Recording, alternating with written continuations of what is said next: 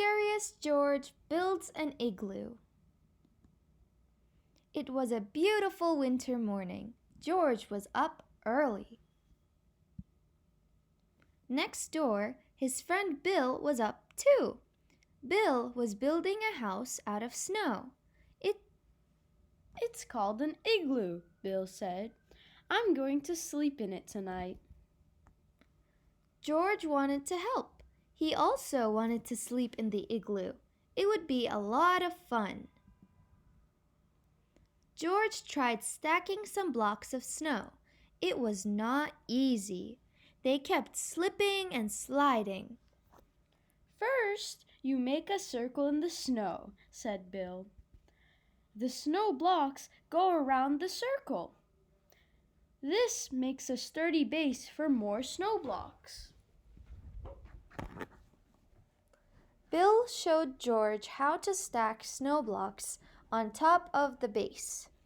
Around and around they went until there was only a hole left at the top.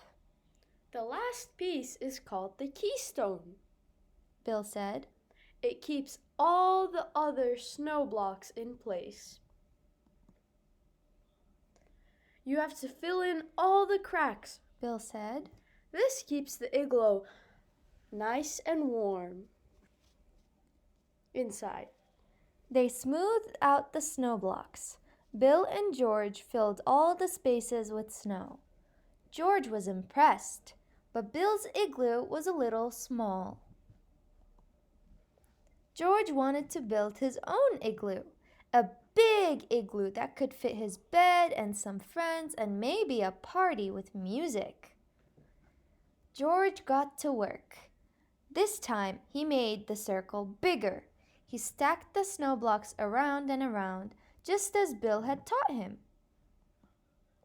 George worked on his igloo until the sun went down. It was a big igloo, and it even had a window. But George was a tired monkey. He did not have time to fill all the cracks with snow. The man with the yellow hat helped move George's warm bed into the igloo. George bundled up and went to sleep. Soon George woke up. He was very cold. The window was drafty. The cracks were letting the cold air in. George really wanted to spend the night in the igloo. What could he do? Then George had an idea. The man had told George to come inside if he got cold.